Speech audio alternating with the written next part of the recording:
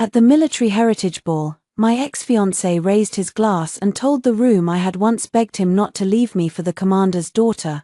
9 years after he used my work, my silence, and my broken heart to build his rank, Damon Cross laughed and called me the woman who could not keep up. I smiled, saved the recording on my phone, and kept my hand on the sealed demotion order inside my clutch. At the military heritage ball, my ex-fiancé raised his glass and told the room I had once begged him not to leave me for the commander's daughter. 9 years after he used my work, my silence, and my broken heart to build his rank, Damon Cross laughed and called me the woman who could not keep up. I smiled, saved the recording on my phone, and kept my hand on the sealed demotion order inside my clutch. The ballroom went quiet for 1 second, then people laughed because Damon was handsome, decorated, and standing beside Leah Whitmore, the daughter of a retired base commander. In rooms like this, laughter often followed power, not truth. Damon looked almost the same as he had 9 years ago, dark hair, sharp jaw, polished medals, and that easy smile that made people believe he was brave even when he was only confident. His uniform fit him like it had been made for a statue. Leah stood at his side in a silver gown, one hand resting on his arm, her wedding ring bright enough to catch every chandelier in the room. I had once imagined standing beside him at a ball like this. Back then, I had been 26, tired, hopeful, and foolish enough to think love could survive ambition. Now I was 35, calm in a black dress, with a government badge hidden beneath satin and a recording running in my palm. "You remember Mara Ellison, don't you?" Damon said to the circle around us. A few officers turned toward me. Some recognized my name but could not place it. Some saw only a woman standing alone near the edge of the room. That was what Damon wanted. He wanted me small, separate, easy to laugh at. "She used to work in medical logistics," he added, very earnest, very intense. "Thought spreadsheets could save the world." A young captain chuckled. Leah tilted her head.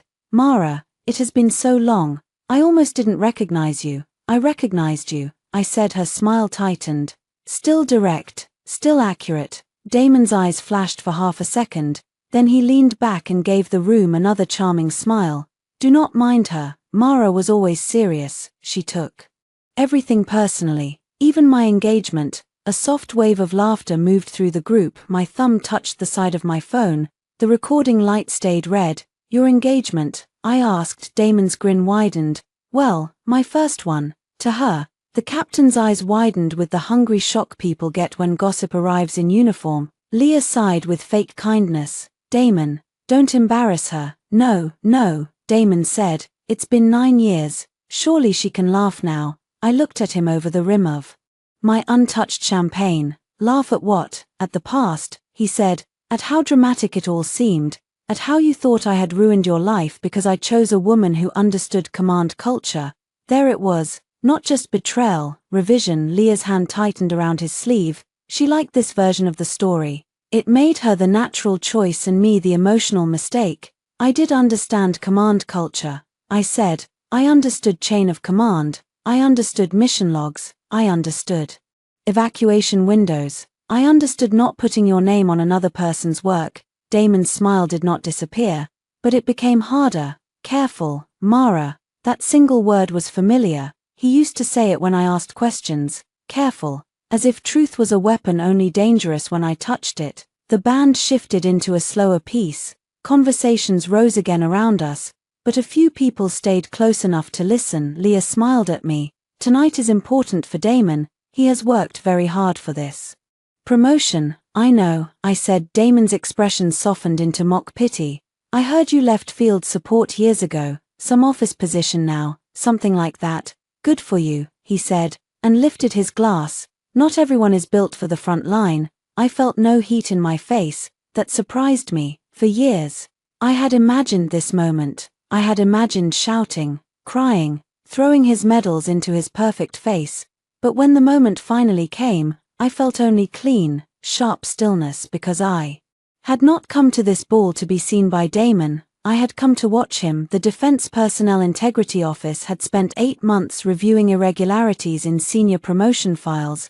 Damon Cross's name sat near the top of the list. His pending elevation to colonel had moved too quickly.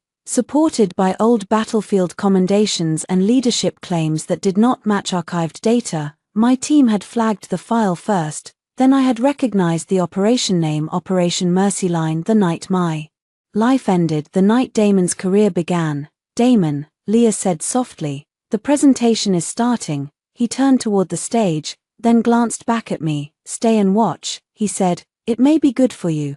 Closure. I looked at the stage, where a large screen displayed the crest of the Northern Defense Command. Beneath it, in gold letters, were the words, "Service, Honor, Accountability." That last word almost made me smile.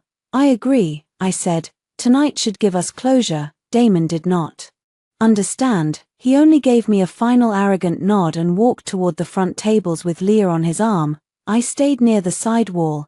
Colonel Grace Voss appeared beside me moments later, tall, gray-haired, and severe in her dress uniform. "You got that?" she asked without looking at me. "Every word. He just made this easier. He always did talk too much when he thought he was winning." Voss's mouth twitched. "Are you steady?" I looked at Damon, accepting handshakes from generals, donors, and old family friends. "Yes, you are not here as his former fiancé," Voss said. "I know, you are here as Deputy Director Ellison. I know that too." But both things were true. The woman he abandoned was standing in the same body as the official who had authority over his review. I would not pretend the past had no blood in it. I would only make sure the blade I used tonight was legal. The master of ceremonies stepped to the microphone. "Ladies and gentlemen, before we begin the promotion recognition segment, Northern Defense Command is honored to welcome a special representative from the Office of Personnel Integrity and Command Review."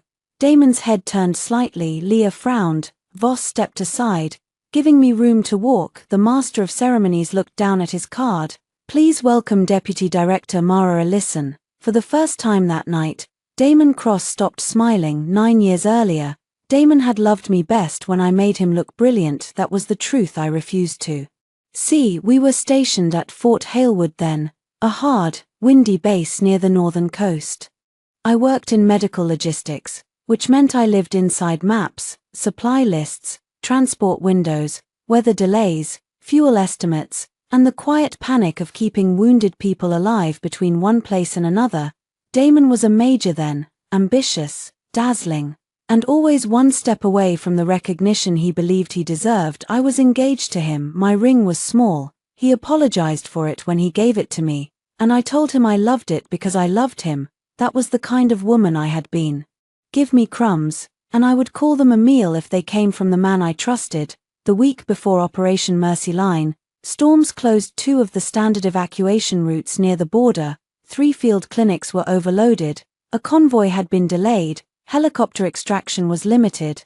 Command wanted a safe transfer plan within 12 hours. I worked for 19. Damon brought me coffee at 2 in the morning. He kissed the top of my head and looked at the screens covering my desk. "You are terrifying when you focus," he said. "I found a corridor." I told him, "It is ugly, but it works." Staggered ground movement, temporary stabilization at ridgepost, then airlift from the quarry once the fog lifts. "We can move the worst cases first." He leaned closer. "You built all this with Priya from air scheduling and Reed from comms, but the routing model is mine. You are incredible." I smiled because I was tired and because praise from him still felt like sunlight. "Send me a copy," he said. "I have a command briefing at 7. I can make sure they take it seriously." I hesitated, not because I did not trust him. I did trust him. That was the problem. I trusted him more than I trusted the system that often ignored women in rooms where men wore louder medals. "Send it to my secure drive," he said. "I will credit you." So I did. By noon, the plan was approved. By evening, the first transfers began. By the next morning, 27 critical patients had been moved out before the storm shut the region down completely. People called it a miracle. Damon called me from the command building. "They loved it," he said. Whitmore and the senior staff, "they want a full after-action report." "Great, I can draft the medical logistics section." There was a pause. "I already started one," Damon said. Just to save time, a small unease opened inside me. "You started it, with your notes. It will be cleaner coming through command." I told myself not to be difficult. I told Myself he was helping. That afternoon, I met Leah Whitmore for the first time. She came into the command building wearing a cream coat and confidence that did not need a badge. Everyone greeted her by name. Her father, General Robert Whitmore, ran Fort Halewood like a private kingdom. Leah was not military, but she moved through that building like a daughter who had grown up knowing doors opened before she touched them. Damon introduced us. Leah is helping coordinate the Relief Foundation side. He said. She looked me up and down. So you are Mara. The way she said it made my name sound like a file she had already read. Yes, Damon speaks highly of your work. Good. My work saved people. Her smile thinned. Of course. That night, Damon cancelled dinner. The next night, too. By Friday, I found him outside the officers' club with Leah. They were standing too close beneath the yellow entrance light. She touched his chest, right above the place where his medals would one day sit. He saw me and did not move away. I remember that more than anything. Not the touch, not her smile, his stillness. Mara, he said. Leah lowered her hand slowly, as if giving me time to understand my place. I looked at Damon. We were supposed to meet at 7. I know, something came up, clearly.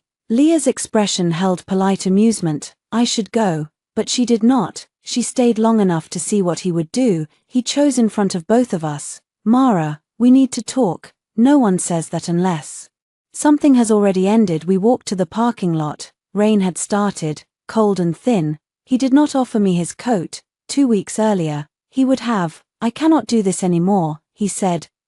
Us. I stared at him. Our wedding is in 4 months. I know, my mother bought her plane ticket. Mara, don't say my name like I am making this hard. His jaw tightened. You are intense. You always have been. Everything with you is pressure, work, feelings, the future. Leah understands the life I am trying to build, the life you are trying to build. She understands command, politics, advancement, and I understand what? Schedules, supply crates, wounded men on stretchers. That is not what I meant. It is exactly what you meant. He looked away. I touched the ring on my finger. Is this because of her father? No. I waited. He did not meet my eyes. Take the ring off, he said quietly. Something in me went very still. You do it. His face changed. Mara, you want it over. Take it off. For a moment, he looked almost ashamed. Then he took my hand and slid the ring from my finger. He put it in my palm like he was returning a borrowed key. The rain hit my skin. My hand closed around the ring. You will regret this, I said. His expression hardened with relief. Do not make this dramatic. 2 days later, the official after-action report for Operation Mercy Line was submitted. Damon Cross was listed as lead architect of the evacuation plan. My name appeared twice, once under support staff, once in a note about emotional instability following personal conflict. I read that sentence until the words blurred. Then I opened the secure drive and found my original file gone from the shared folder.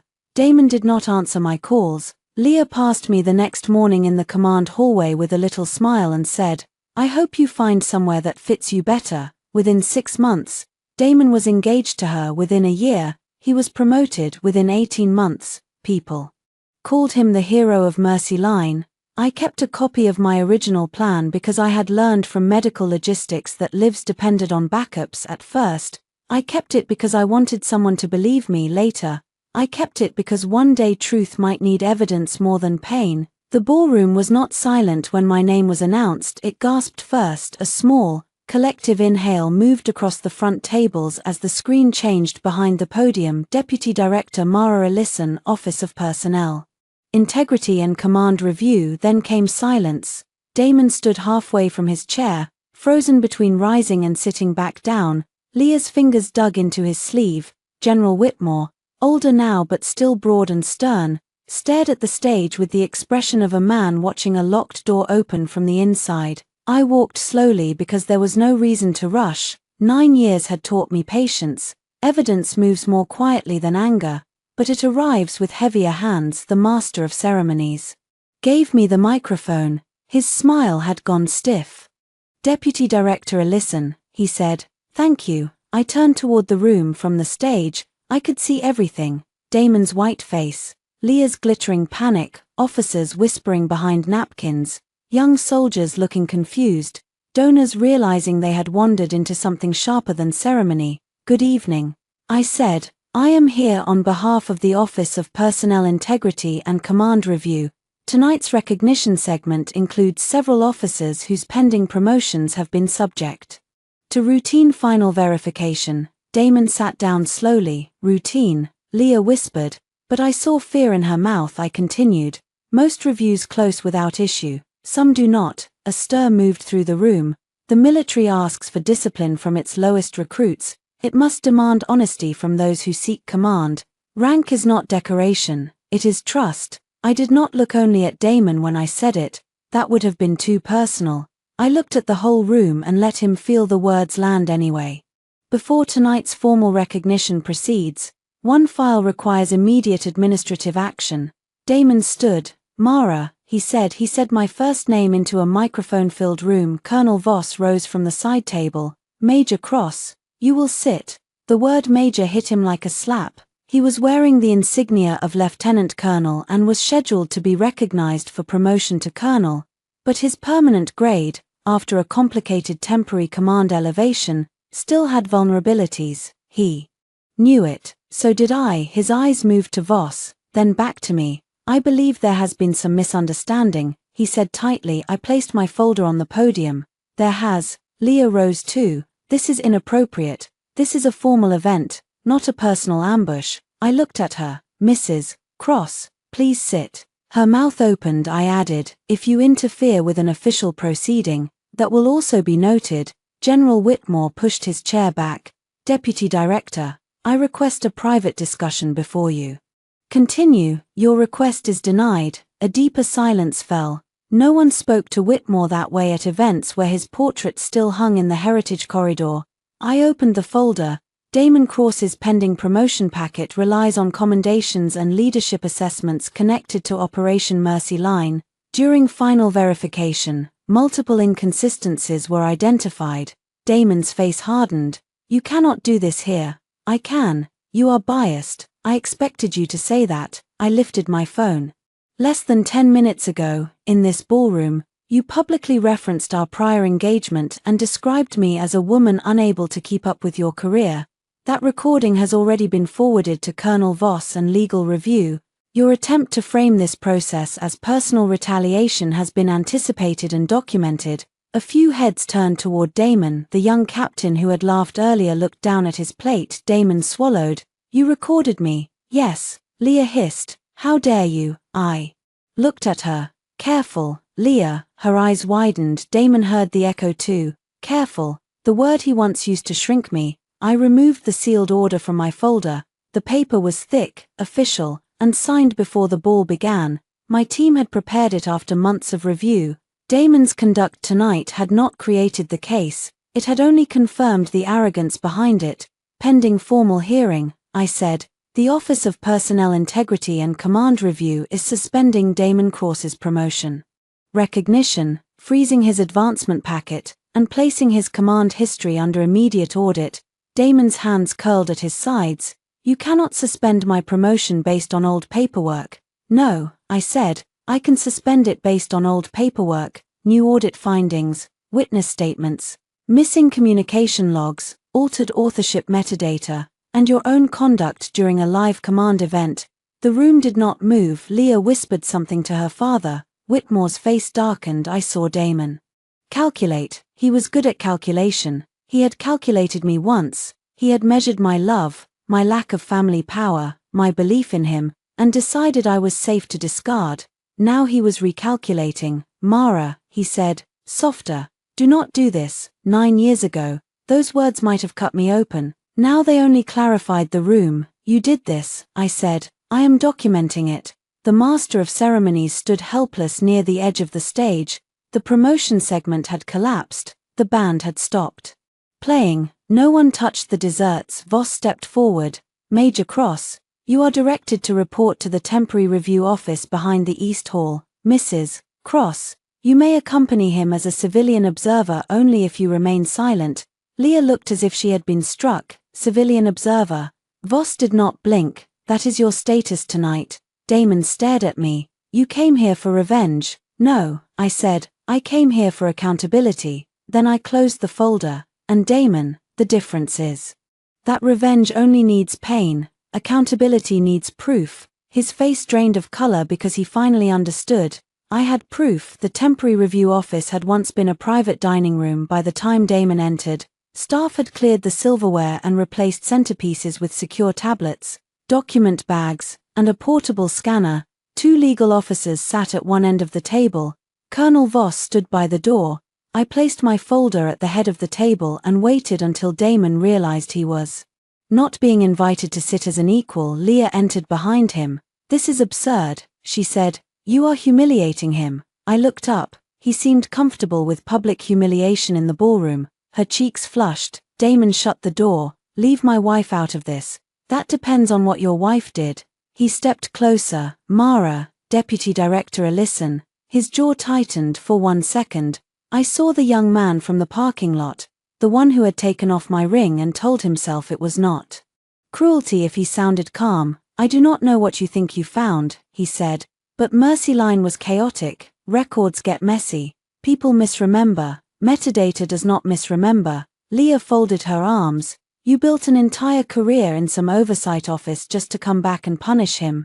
I slid a printed page across the table. "This is a copy of Damon's promotion narrative submitted 6 months ago.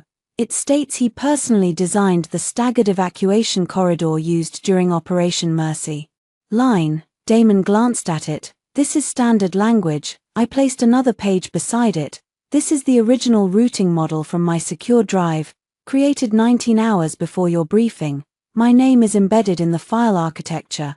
Priya Desai and Ellis Reed are listed as contributors. Your name appears nowhere until after I sent you a copy." Damon said nothing. Leah leaned over the documents. "Anyone could have had access." "No," I said. "The audit trail shows exactly who accessed it." Her eyes moved too quickly. "You accessed Damon's drive."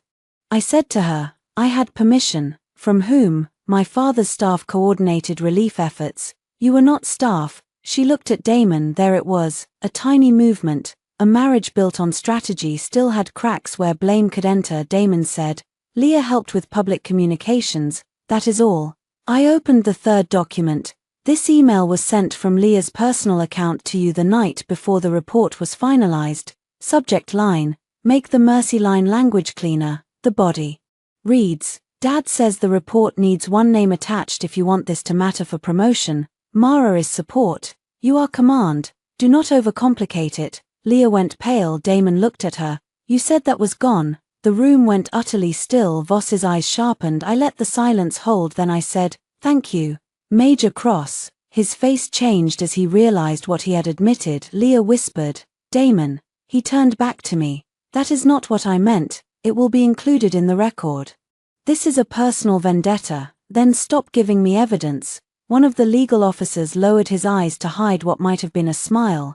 Damon dragged a hand over his face. "You have no idea what that time was like. I was there. You were in an office. I was coordinating evacuation while you were standing in a briefing room saying my words." His eyes flashed. "You think logistics is command. I think wounded people lived because logistics worked." For the first time that night, he did not have a quick answer. Leah recovered faster. Even if Mara contributed, Damon was the officer responsible. He carried the command risk. I looked at her. "Did he?" "Yes." "Then why did the original comms log identify me as the live routing authority during the convoy disruption?" Damon looked up. Leah went still again. I turned the tablet around. The screen showed a redacted log with a missing segment marked for recovery. "This section was deleted from the central archive 8 years ago," I said. "But deletion leaves a trace. Someone accessed it from an administrator terminal linked to General Whitmore's office." Leah's voice dropped. "You are accusing my father." "I am identifying a terminal." Damon stepped back from the table as if distance could separate him from the documents. "You are going to destroy everything over an old breakup," he said. I held his gaze. "No, an old breakup was when you stopped loving me. This is about what you stole after." He flinched. "Good, not because I wanted him hurt, because I wanted him to feel the shape of what he had spent 9 years stepping over." Voss checked her watch. "Major Cross, you are relieved from tonight's recognition program. You will surrender access credentials for your current acting command until preliminary review is complete. Damon looked at Voss. Colonel, with respect, I have operations pending. They will be reassigned. To whom? To someone whose file is not under integrity review. That cut deeper than any insult. Leah's voice rose. You cannot strip him of command in a dining room, I said. We are not stripping him. We are freezing his authority pending review. And if the review clears him, then he can return. Damon looked at me then. We both knew the review would not clear him, not because I would bend it, because the truth had waited long enough. As he surrendered his access card, his fingers brushed mine. It was accidental, but memory moved through my body anyway, his hand taking mine under a hospital hallway light, his thumb turning my ring, his voice saying, "We are a team." Mara, I withdrew first. He noticed. Mara, he said quietly, what do you want from me? 9 years ago, the answer would have been love, an apology, the truth, a reason. Now I picked up his access card and placed it in an evidence envelope. I want you to stop standing on my name. The archive room smelled like dust, toner, and institutional forgetting. It sat 2 floors beneath the command building, behind a door that required 3 credentials and a guard who looked at my badge twice before letting me through. Shelves of sealed operation records lined the walls. Some held clean victories, some held mistakes, some held lies old enough that powerful men assumed they had become history. Nora Bell met me beside Terminal 4 with 2 coffees and a stack of access forms. You picked a dramatic night, she said. I did not pick it. Damon did. Nora snorted. Men like that always do. She had been the archive systems manager for 23 years. She knew where documents went to disappear, and more importantly, she knew how disappearance left fingerprints. I signed the forms. Nora pulled up Operation Mercy Line, Central Report, Medical Annex, Communications Summary, Personnel Commendations, Command Endorsements, she said. Which wound do you want opened first? All of them. She looked at me over her glasses. That bad? Worse. We started with the after-action report. The official version was elegant, too elegant. It described Damon Cross as the decisive officer who identified the Ridgepost corridor, coordinated medical stabilization, and ensured air transfer before weather failure. It mentioned my team only as logistics support. I had read it years ago until I felt sick. Now I read it like an investigator. Open authorship history, I said. Nora tapped keys. Lines of data filled the screen. Created by Mara Ellison, copied to Damon Cross, modified by Damon Cross. Administrative access, Whitmore Office Terminal. Final submitter, Damon Cross. Nora went quiet. I leaned closer. Print that. She did. Next came the medical annex. My original version named 27 critical patients and listed transfer priority by injury severity, transport stability, and surgical urgency. Damon's official version kept the structure but removed my routing notes. In their place, he inserted command language that made the plan sound like a battlefield maneuver rather than medical triage. He did not even understand parts of it. I said. Nora looked at the 2 versions side by side. What do you mean, here? He changed the reason for delaying Convoy 2. He wrote that it was a tactical hold. It was not. We delayed because 2 patients would have died if moved before blood pressure stabilization. So he made it sound more heroic. He made it sound like his kind of work. The anger came then. Not hot, not wild, dense. 9 years compressed into 1 line of false language. Nora printed everything at 3 in the morning. We found the email chain. Leah's name appeared more often than I expected, not as a passive beneficiary, as a manager. Damon, attach yourself clearly to the decision point. Damon, Dad says promotion boards need command ownership. Damon, do not let Mara's team bury your role in technical language. Damon, I cleaned the paragraph. Use this. I read the last message twice. Use this. As if my work had been a napkin on her table. Nora watched my face. You need a break. No, you sure? I spent 9 years on a break. She nodded and opened the deleted communications folder. That took longer. Some files had been purged under a retention rule, others had been manually removed before the scheduled purge. The difference mattered. A scheduled purge was policy, a manual deletion was intent. At 4:12 a.m., Nora found a partial restoration package created by an automated backup no one had bothered to erase. There is audio, she said. My hands went cold. Play it. Static filled the room, then voices. Ridge post is overloaded. We need reroute authority. This is a listen. Hold convoy 3. Repeat. Hold convoy 3. Move surgical priority through Quarry Road after fog break. Major Cross confirms. A pause. Then Damon's voice, younger and strained. Route per my command. Log it under Cross. Nora stopped the audio. I did not speak, she whispered. Mara, play the next section. More static. Leah's voice appeared. Faint but clear enough. If this works. Damon, it needs your name. Dad can push it, but not if. It looks like a medical clerk ran the show. Then Damon, she is not a clerk. Leah laughed softly. She is not your future either. The room seemed to tilt, but I stayed seated. There it was, not suspicion, not memory, not pain shaped like evidence itself. Damon had known. He had hesitated for one breath, just long enough to prove he understood what he was doing.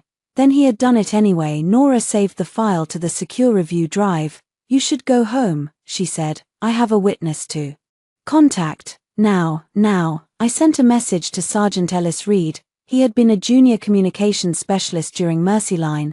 I had found his name buried in the log years ago but never reached out. Back then, I had no power, no protection, and no proof strong enough to make him safe. Now I wrote, this is Deputy Director Mara. Listen, I am reviewing Operation Mercyline. If you are ready to discuss the original communications record, I can offer whistleblower protection under formal process. The reply came 11 minutes later. I have been waiting for someone to ask the right question. A second message followed. I am ready to tell the truth. I closed my eyes. For 9 years, I had thought truth was buried with my younger self, but maybe it had only been waiting beneath dust and fear, preserved in fragments by systems too large to lie perfectly. My phone buzzed again. This time, it was Damon. Do not drag Leah into this. Whatever you think happened, it was between us. I stared at the message. Then I typed back, nothing about theft is between lovers. I blocked his number from my personal phone and forwarded the message to evidence intake. The first cut had landed. Now the wound was opening. Sergeant Ellis Reed looked older than his file photo. We met in a military coffee shop outside Fort Halewood. The kind of place with burnt coffee, framed unit patches, and veterans who watched doors out of habit. Reed arrived in a plain jacket, not uniform. He saw me before I stood, and shame crossed his face like a shadow. MS, listen, he said. Deputy Director now. I said, not to correct him cruelly, but because titles mattered in rooms where truth needed protection. He nodded. Deputy Director. We sat in a back booth for a moment. Neither of us touched our coffee. Then he said, I should have spoken years ago. Yes, I said. He looked down. I know. I did not comfort him. That was another thing I had stopped doing for men who felt guilty after benefiting from silence. Reed folded his hands. I was 23, I had student loans, a sick mother, and a commanding office telling me the report was already settled. General Whitmore's aide said if I complicated a successful operation, I would be remembered as the kid who attacked a rising officer over technical details. And Damon, he came to me directly. My fingers tightened around the paper cup. What did he say? Reed swallowed. He said Mercyline needed a clean chain of command. He said your role would be acknowledged internally. He said you were emotional because of the breakup and that pushing your name forward would look like drama. There it was again, the useful word, emotional. A woman could build the bridge, but if she cried when someone stole it, they would call the bridge his and the tears hers. Did you believe him? I asked. At first. Maybe, not all of it, but enough to stay quiet. Then I heard the audio again before it was deleted. You knew I directed the reroute. Yes, say it clearly. He looked me in the eye. You directed the reroute. You held Convoy 3 when Ridgepost overloaded. You moved the surgical patients through Quarry Road. Major Cross told me to log the route under his command after the fact. I pressed the recorder between us. Again, I said this time. Reed gave the statement formally. He included the time, the call sign, the names of the staff present, and the pressure from Whitmore's office. He signed the affidavit with a shaking hand. When he finished, he exhaled. Like he had been holding his breath for 9 years too. I am sorry, he said. I put the signed statement into my folder. Your apology does not fix it, I know. But your testimony helps. He nodded, eyes red outside the window. A black sedan slowed near the curb. Reed saw it and went still. You expecting someone? I asked. No. The sedan parked. A man in uniform got out. Captain Owen Hale, Damon's current operations aide. I recognized him from the ball, standing 2 steps behind Damon during the ruined recognition segment. He entered the coffee shop and spotted us immediately. Reed whispered. Damn it. Stay seated, I said. Hale approached with the stiff expression of a man carrying an order he disliked. Deputy Director Ellison, he said. Sergeant Reed. Captain Hale, I said. Are you here for coffee? His eyes flicked to my folder. Major Cross asked me to locate Sergeant Reed. Why? He wanted to speak with him before the hearing. About what? Hale hesitated. Captain, I said. Choose your next words carefully. His jaw tightened. Major Cross said old colleagues should not be pressured into statements they do not understand. Reed gave a bitter laugh. I stood. Did Major Cross direct you to discourage a witness in an active integrity review? No. Did he ask you to report Reed's location? Hale looked at Reed, then at me. Yes. I took out my phone and called Voss on speaker. She answered on the second ring. Listen, Colonel, Captain Owen Hale is present with me and Sergeant Reed. He has confirmed Major Cross directed him to locate a witness before hearing. Hale closed his eyes. Voss's voice came cold and clear. Captain Hale, are you aware this review includes potential witness interference? Yes. Then I suggest you remain exactly where you are and provide Deputy Director Ellison with a voluntary statement unless you prefer formal summons. Hale sank into the booth across from Reed. I do not want to go down with him, he said quietly. Then tell the truth, I said. He did. Damon had called him at midnight. Furious, Damon wanted to know who I had contacted, what archive access I had, whether Reed had been seen near the base. Leah had been in the background, telling Damon that Reed was weak and could be scared. Damon had ordered Hale to remind Reed what happens to men who rewrite history after accepting promotions. Hale had not wanted to come, but he had come anyway. Why stop now? I asked. He looked toward the window. Because I watched him at the ball. The way he talked to you, I have heard him talk like that to junior staff, like people are tools until they become threats. I studied him. And because, Hale added, my sister is a logistics officer. If someone stole her work like that, I would want someone to stand up. It was not heroic, it was late. But late truth was still truth if it arrived before the door closed. I took his statement too. By noon, we had 2 witnesses, 1 recovered audio file, 3 metadata trails, and Leah's email chain. By evening, Damon's legal team requested delay. Voss denied it at 8:04 p.m. Leah called my office line. I let it go to voicemail. Her voice came through 10 seconds later, polished but strained. Mara, this has gone far enough. You and I should talk privately before you embarrass yourself. There are things you do not understand about Damon, about my father, and about what people like you can survive. I saved the voicemail. People like me. She still did not understand. People like me survived because people like her always underestimated what we kept. Leah Whitmore Cross chose a glass office for our meeting. It overlooked the city from the 32nd floor of the Whitmore Relief Foundation, a non-profit built from military donations, political connections, and photographs of Leah holding hands with injured veterans. On the wall behind her desk hung a framed portrait of her father shaking hands with 3 defense ministers. Beside it was a photo of Damon in dress uniform, smiling like a man who belonged to history. Leah wore white. She had always liked looking clean. Mara, she said when I entered, thank you for coming. I came because your voicemail suggested possible interference. Her smile tightened. Always official now, always documented. I placed my recorder on the table. Her eyes dropped to it. Is that necessary? With you, yes. She laughed softly, but the sound had no warmth. Do you know what your problem always was? She asked. I am sure you will tell me. You mistake bitterness for principle. I sat across from her. And you mistake access for worth. Her face changed. Good. Leah had built an entire identity around being untouchable. I wanted her to feel the table beneath her hands. She leaned back. Damon hurt you. I understand that. He was young, ambitious. Men make selfish choices. Women too. Her jaw worked once. I am offering you a way to end this without turning your office into a circus. What way? A public clarification. Damon acknowledges your contribution to Mercy Line.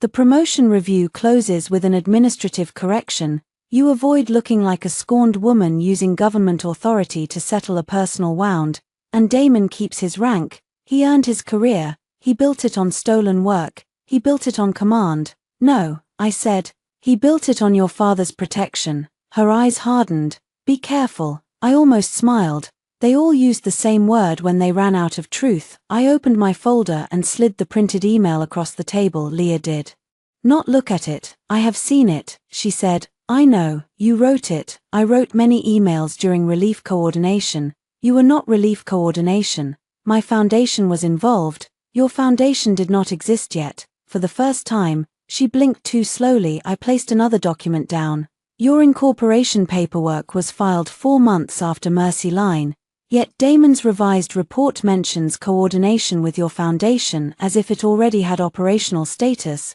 Leah's fingers curled. That is a clerical issue. It is fraud. That word is dramatic. That word is accurate. She stood and walked to the window. Below us, the city moved in clean lines, cars and people made small by height.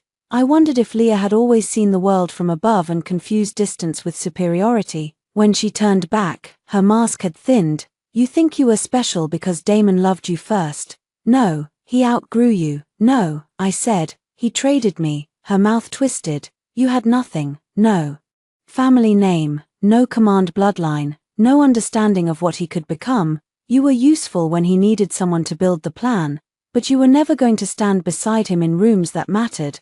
There it was, not jealousy, not romance, class, power, ownership. Thank you, I said. She stopped. For what? For saying clearly what you have spent 9 years dressing up. Her eyes snapped to the recorder. I did not touch it. Do you really think that helps you? She asked. You can humiliate Damon, you can bruise my father, but systems protect their own. I know, and you are not one of their own. I stood. That is why I learned the rules better than the people born inside them. For a moment, Leah looked almost afraid, then she recovered. You will end up alone, she said. Women like you always call it dignity when no one chooses them. I picked up my folder. 9 years ago, that would have hurt me. And now I know being chosen by Damon Cross was not a prize, it was a liability. I left her office without looking back. In the elevator, my phone buzzed. Unknown sender. A file appeared. No message, no name. Just an audio attachment and a scanned note. I opened the note first. I was on night relay during Mercy Line. I made a personal backup because Cross told Reed to change the log. I was scared then. I am retired now. Use it. No signature. The audio file was 12 minutes long. I listened with my back against the elevator wall as it descended. Static, rain, voices. Panic, then my own voice, younger but steady. This is a listen. Do not move Convoy 3 until Ridgepost clears Trauma Bay capacity. I repeat, hold Convoy 3. If you move them now, you lose 2 patients before the quarry. Then Damon, log final routing under cross command authority. Then Leah. If this works, Damon, it needs your name. Then Whitmore, faint, distant, but unmistakable. Make it clean. I do not want a domestic dispute in my after-action report. The elevator doors opened. I stood there as people walked around me. A domestic dispute, that was what they had called the theft of my work, the erasure of my service, the end of my engagement, the wound that had changed the course of my life. Not corruption, not retaliation, not fraud, a domestic dispute. I forwarded the file to evidence intake, VOS, and legal review. Then I walked out into the cold evening air and laughed once. Not because it was funny, because the truth had just placed itself in my hands with perfect timing. Leah thought systems protected their own. She was about to learn what happened when the system finally decided I belonged to it too. Damon wore his uniform to the hearing like armor, no ribbons out of place, no crease imperfect, no visible sign that he had slept badly, though the skin beneath his eyes betrayed him. He sat at the defense table with Leah behind him and General Whitmore 2 seats away. Whitmore had brought 2 attorneys and the cold stare of a man offended by consequences.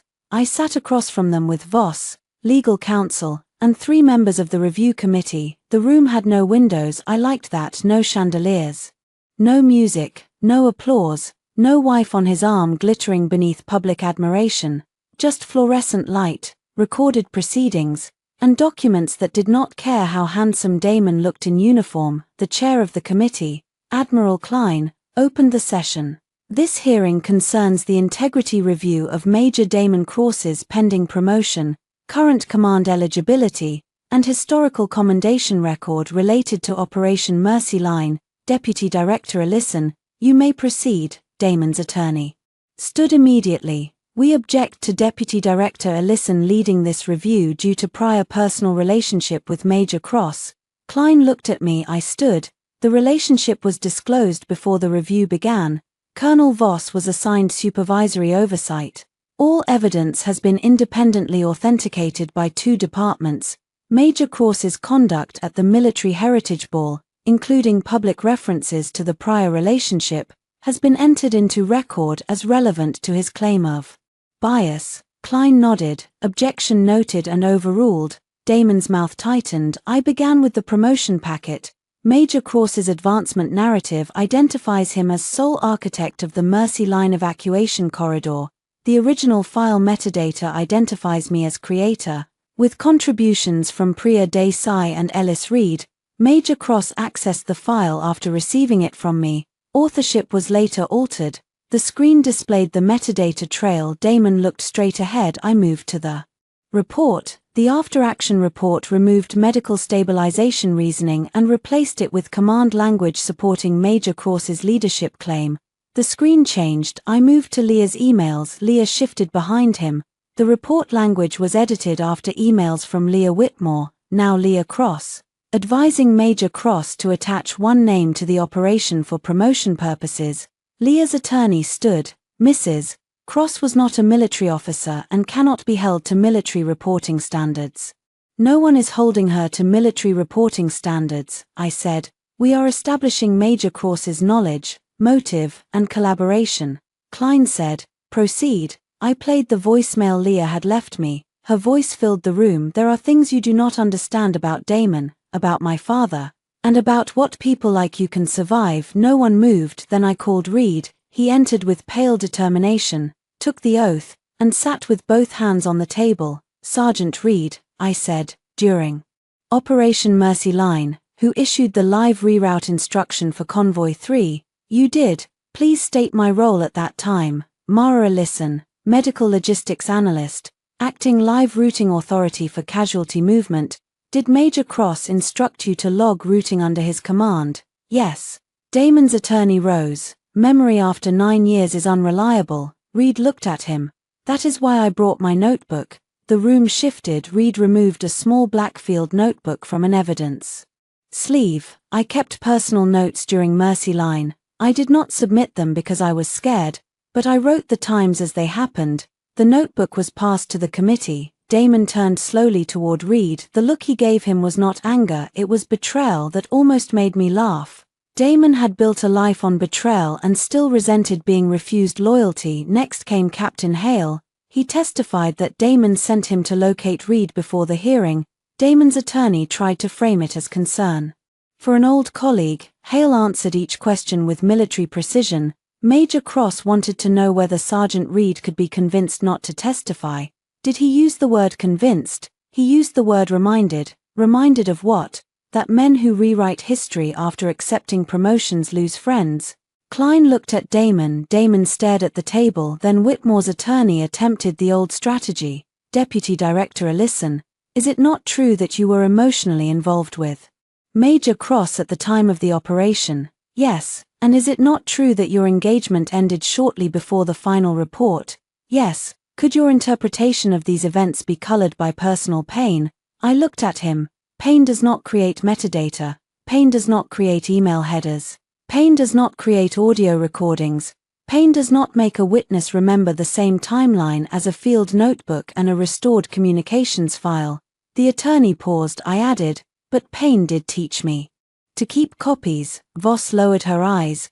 Klein's mouth pressed into a thin line. Damon looked at me then. For the first time since the ball, I saw something like fear without anger covering it. He had expected bitterness. He had not expected competence sharpened by time. Leah leaned forward and whispered something to him. He shook his head slightly. Their unity was cracking under the weight of self-preservation. At 3:40 p.m., I submitted the anonymous audio file. Damon's attorney objected until legal authentication confirmed the file's source chain through backup server patterns and voice matching. Klein allowed it. The room lights dimmed. The audio began. Static, urgent voices, then mine. This is a listen. Hold convoy 3. My younger voice moved through the room, steady and alive. I had not heard myself like that in years. Not broken, not begging, not dramatic. Commanding. The committee listened. Damon listened. Leah stopped moving entirely. Then came Damon's voice. Log final routing under cross. Command authority. Then Leah. If this works. Damon. It needs your name. Then Whitmore. Make it clean. I do not want a domestic dispute in my after-action report. The audio ended. No one spoke. General Whitmore's face had gone grey. Damon closed his eyes. Leah's lips parted, but no sound came out. Klein finally said, Deputy Director, listen. Prepare your recommendation.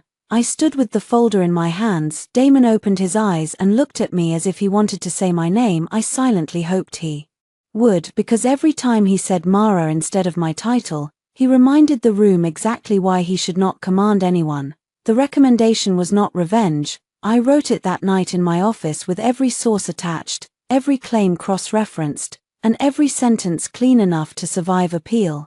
Outside my window, the city moved toward midnight. Inside, my desk was covered with the architecture of a lie. Damon's career had not been entirely false. That was the complicated part. He had served. He had led. He had taken risks. A lazy story would make him a villain with no substance. The truth was worse. He had talent. He had courage. He also had a place inside him where ambition could silence conscience if the reward looked large enough. That was why accountability mattered. Not because he was useless, but because he had used real ability to carry a false foundation higher than it should ever have gone. At 12:16 a.m., a message arrived from his official account. I know I cannot stop the recommendation, but before you submit it, meet me once. You owe me that. I stared at the last sentence. You owe me that. 9 years and he still reached for debt. I replied from my official account. All communication must go through counsel or review channels. 3 minutes later, my personal phone rang from an unknown number. I did not answer. A voicemail appeared. His voice sounded rough. Mara, please, just listen. Leah pushed things. Her father pushed things. I made choices, yes, but I was young and trapped. You know what that place was like. You know how power worked. I did love you. That has to count for something. I saved it as evidence of improper contact. Then I sat back and let the words pass through me. I did love you. Maybe he had. In some narrow, hungry way, he had loved the woman who worked through the night, the woman who believed him, the woman whose brilliance could be borrowed, whose loyalty could be spent, whose pain could be dismissed as emotion. But love that consumes you and then calls you dramatic for bleeding. Is not love worth grieving forever? The next morning, the hearing resumed. This time, the room felt different. Damon no longer looked armored, Leah no longer looked clean, Whitmore no longer looked untouchable. I presented the final evidence sequence first, the original route model second, the altered after-action report third, Leah's emails fourth, Reed's testimony fifth, Hale's testimony sixth, the restored audio seventh, Damon's contact attempts after being instructed to use official channels. His attorney objected to the last item. Klein allowed it for conduct review. Damon leaned forward. I was asking for a conversation. I looked at him. You were asking for access. He recoiled slightly. Major Cross. Klein said, you will speak through counsel. Damon sat back. Then Leah made her mistake. She stood. Admiral, this is insane. Everyone in this room knows how military careers work. Reports get shaped. Credit gets consolidated. My father did what commanders do. He protected a successful operation from being muddied by personal drama. Her attorney grabbed her wrist. Mrs. Cross, he whispered, but Leah was too angry to stop. She pointed at me. She lost Damon. That is what this is. She has dressed up jealousy as integrity, and all of you are letting her. I did not respond. I did not have to. Klein looked at Leah for a long moment. Mrs. Cross, thank you. Your statement will be entered into the record. Her face changed as she realized she had not defended herself, she had confirmed. The culture that allowed the lie. Damon turned on her. Sit down, he hissed. She looked at him with pure hatred. Do not act like you did not want it. I did not ask your father to erase her. No, you just let him. That sentence landed harder than anything I could have said. Damon went silent. The committee took a recess. In the hallway, officers moved away from Damon as he passed. Not dramatically. No one shouted. No one insulted him. They simply stopped clustering around him. That is how power begins to leave a man, not in a storm, in small spaces opening where admiration used to stand. I went to the restroom and locked myself in a stall for 2 minutes, not to cry. I thought I might, but tears did not come. Instead, I pressed my hands against the cool metal door and remembered myself at 26, standing in rain with a ring in my palm. I wished I could reach back and tell her she had not lost the best part of her life. She had lost the person who would have taken it when I returned. Damon was waiting near the hearing room door. No one else was close enough to hear. Mara, he said. I stopped. Do not, I need to say this. You need counsel. I need you to know I did not forget. I looked at him then, really looked. He seemed older, not because of lines or exhaustion, but because the story he told about himself had collapsed, and without it he did not know where to stand. I remembered everything, he said, the coffee, the ring, the way you looked at maps like they were living things. I remembered you every time Mercy Line came up, and you still let them call it yours. His eyes reddened. I thought if I admitted it later, I would lose everything. So you let me lose it instead. He flinched. The hearing room door opened. Voss stood inside. Deputy Director. I walked past Damon. He whispered, I am sorry. I paused but did not turn around. No, Damon, you are cornered. Then I entered the room and submitted the recommendation that would take from him the one thing he had chosen over me. The public disposition meeting took place in the officers' hall, not the ballroom. That mattered. The ballroom belonged to image, the officers' hall belonged to record. Promotions were posted there, command transfers were announced there, names of the dead were engraved along the eastern wall. It was not a place for gossip, it was a place where service either meant something or it did not. Damon stood before the committee in full uniform. Leah sat behind him, separated now from his side by counsel and consequence. General Whitmore was not present. His attorney said medical reasons. Everyone understood that independent investigation had begun, and old men with portraits preferred not to stand beneath fluorescent lights when their legacies started cracking. I stood at the podium with the recommendation in front of me. The hall was full, not because people loved justice, because people love watching status change hands. Still, I accepted their attention. Witnesses matter. For 9 years, my erasure had happened in edited documents and private rooms. The correction would not. Admiral Klein spoke first. After review of evidence, testimony, communication records, file metadata, and conduct following notice of investigation, this committee accepts the recommendation of the Office of Personnel Integrity and Command Review. Damon's throat moved. Klein nodded to me. I read the order. Major Damon Cross's pending promotion to colonel is revoked. His temporary command elevation is rescinded. He is relieved of his current command assignment effective immediately. A murmur moved through the hall. I continued. His grade status will revert to permanent major pending disciplinary board. His commendation record related to Operation Mercy Line will be amended to remove sole authorship and command origin language. A formal correction will identify the medical logistics team and original routing authority. Damon closed his eyes for 1 second. Additional review will determine whether further disciplinary action, including separation, forfeiture of privileges, or referral for criminal investigation, is warranted. Leah made a small sound behind him. I looked up. Damon's eyes met mine. There it was.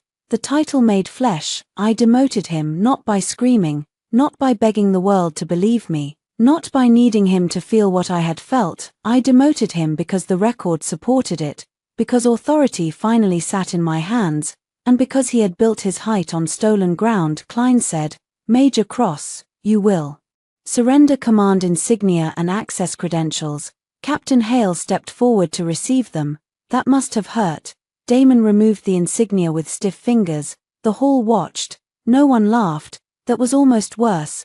Laughter would have given him a villain to blame. Silence gave him only himself. When Hale took the credentials, Damon whispered something I could not hear. Hale answered clearly, "No, sir, a habit, not respect." The meeting ended with procedural instructions. People began to move, voices low. Some looked at me with sympathy, some with discomfort, some with respect they should have offered years ago but did not know how to carry now. I gathered my papers. Damon broke away from counsel and came toward me. Voss moved to intercept him, but I raised a hand. "It is fine."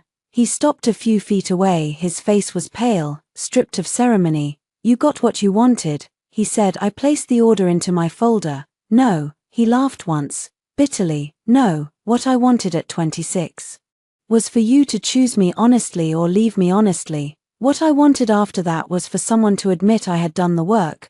What I wanted for years was to stop waking up angry. And now I want lunch." That startled him. Maybe he expected a speech. Maybe men like Damon believed women carried heartbreak like a shrine, always ready to kneel before it. I was hungry. I was tired. I had another file on my desk. My life had become larger than his damage. He stepped closer. "Mara, I loved you."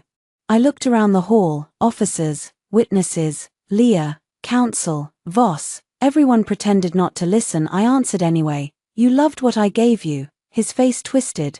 "That is not fair." "Fair," I said softly. "You stood in a ballroom and made people laugh at the woman you robbed." I panicked. "No, you performed."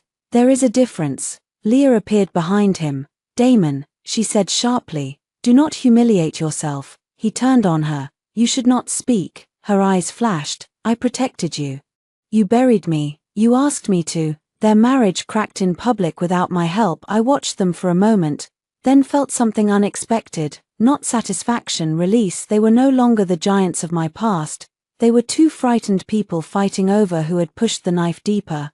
Their power over me had depended on distance, memory, and my younger self's confusion. Up close, they were small. I turned to leave. Damon followed. "Mara, wait." I kept walking. He caught up near the corridor, lined with old campaign flags. "I will appeal," he said. "You have that right. I will say you were biased. That is already documented. I will say you hated me." I stopped and faced him. "No, Damon, that is your last comfort. You need me to hate you because hate would mean you still occupy the center of my life." His breathing changed. "I do not hate you," I said. "I reviewed you." The word struck him harder than anger would have. I walked away before he could answer. Outside, cold air hit my face. The sky was clear. My phone buzzed with messages from Voss, legal, Nora, Reed. Work continued. Life continued. Behind me, the officers' hall doors opened. Damon called my name once. I did not turn around. He found me in the old parking lot. Of course he did. Fort Halewood had changed in 9 years. But the parking lot behind the command building still held the same cracked pavement, the same poor lighting, the same wind that cut through formal clothing like it had a personal grudge. It was the place where he had taken off my ring. Maybe Damon thought memory would soften me there. I was unlocking my car when he said, "I remember the rain." I did not turn. "Do not make this poetic." He gave a tired laugh. "You always hated that." I hated manipulation. He came closer but stopped several feet away. No uniform jacket now, no audience, no Leah, no attorneys, just a man who had lost rank trying to speak to a woman he once assumed would always listen. "I know I should not be here," he said. "Then leave." "I will, just give me 5 minutes." I looked at my watch. 2. Pain crossed his face. "You really are different." "No, I am just no longer yours." He absorbed that. "I chose wrong," he said. I waited. I thought Leah's world would make me more, her father, the access, the rooms. I thought if I married you, I would spend my life fighting to be seen. If I married her, I would already be visible, and my work helped you shine once you got there. Yes, the word was quiet, honest. "Finally, and years too late," he continued. "At first I told myself I had shaped your plan into command language, that it was collaboration. Then the commendation came, then the promotion, then everyone repeated the story so often it felt dangerous to correct it. Dangerous for you, yes." I leaned against my car. "What do you want from me?" His eyes shone. "I do not know." That is not an answer. I want you to know that when I saw your name on that screen, I was proud before I was scared. I almost felt sorry for him then, almost. Do you hear yourself? I asked. You still think your pride is a gift? He looked down. I am trying to apologize. No, you are trying to find a version of this where you are not only the man who betrayed me. I am more than that. Yes, I said, you are. That is why it is worse. He flinched. If you were stupid, if you were useless, if you had never understood the cost, then maybe this would be simpler. But you knew me, you knew the work, you knew what they were doing, you knew I was being erased, and you let it happen because the lie served you. He wiped a hand over his mouth. I cannot undo it. No, I can testify against Whitmore, against Leah if I have to. Do it because it is true, not because you think it buys forgiveness. He looked at me for a long moment. Is there any part of you that ever wonders what we would have been? The question entered me like cold air through an old window. For years, I had wondered, I had imagined alternate lives, Damon and I in a small house, Damon and I at ceremonies, Damon and I older, kinder, laughing over the foolishness of our youth. But those lives had required a Damon who did not exist. No, I said. His face broke a little. I opened my bag and removed a small envelope. He stared at it. What is that? Something I should have mailed years ago. Inside was the ring, the modest one, the one he had apologized for, the one I had kept through anger, grief, and stubborn attachment until it stopped being love and became evidence of how little I once accepted. I placed it on the hood of my car. I do not want this in my home anymore. He looked at it as if it were alive. Mara, you took it off my finger because you wanted a different future. I kept it because I thought the past needed a witness. It does not. The records have witnesses now. He reached for it slowly. His hand shook for a second. I saw the man from before ambition finished teaching him cruelty. But grief is not permission. Memory is not a contract. I got into my car. He stepped back. Before I closed the door, I said, you are not allowed to contact me privately again. Legal communication only. If you violate that, I will report it. He nodded. I drove away without watching him in the mirror. The next week, Leah's foundation suspended operations pending financial review. Donor funds had moved through channels connected to her father's old command network. Some of it had paid for events that advanced Damon's profile. Some had supported public relations campaigns around Mercy. Leah blamed Damon. Damon blamed Leah. Whitmore's attorneys blamed administrative staff. Administrative staff produced emails. I signed affidavits, reviewed files, and slept better than I had in years. At the final disciplinary board, Damon testified. He admitted the report had been shaped to elevate his role. He admitted Leah and Whitmore had encouraged the change. He admitted he knew I had created the evacuation model. He did not make himself noble. He did not collapse into tears. He simply told enough truth that the remaining lies could not stand. It did not save him. His demotion was confirmed. His command eligibility was suspended for 5 years. Further separation review began. His Mercy Line commendation was rewritten. The corrected record listed primary routing authority, Mara Ellison, medical logistics coordination, Ellison team, command execution, cross, under review. I printed that page and stared at it for a long time, not because paper could heal me, because paper had once wounded me, and now paper had told the truth. 6 months later, I stood at the entrance of the new Ellison Reed Training Center for Medical Evacuation Integrity.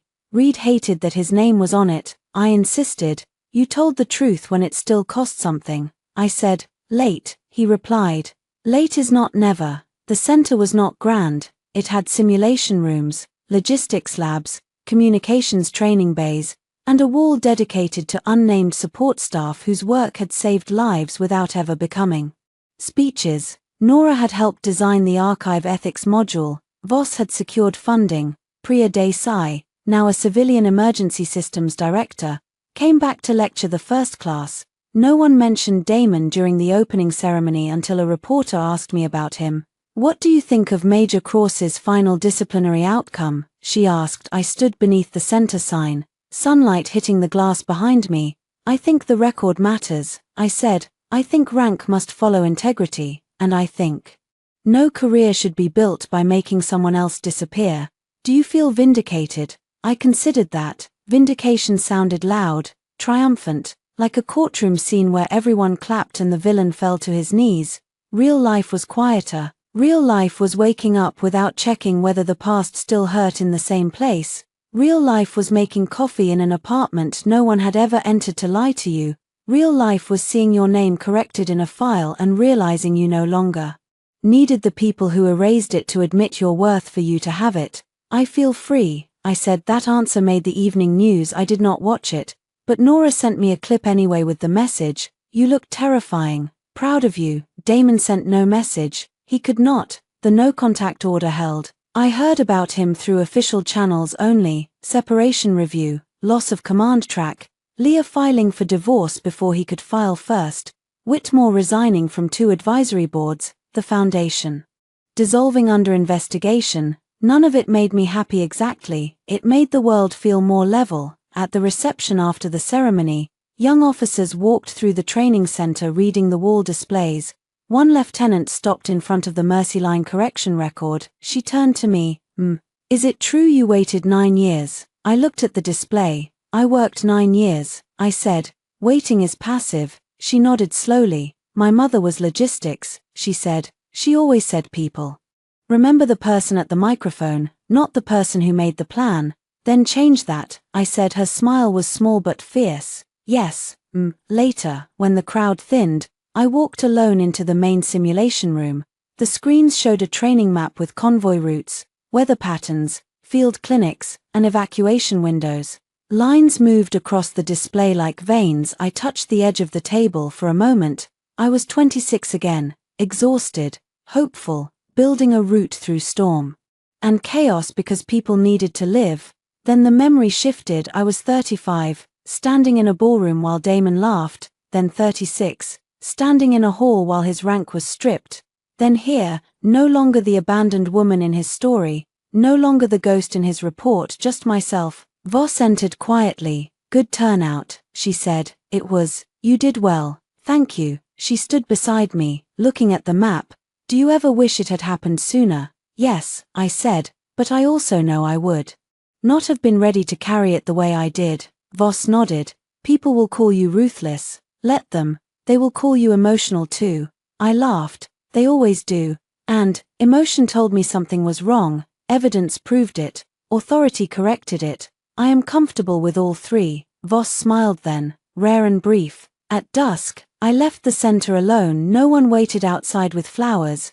No new man leaned against a car to reward me for surviving. No dramatic embrace closed the story. I did not need one. My car started on the first try. My apartment was quiet when I got home. On my kitchen table sat the framed correction record Nora had forced me to accept. I had not decided where to hang it for now. I leaned it against the wall. Then I took off my heels, made tea, and opened a new file for the next review because Damon Cross had been one chapter, not the book.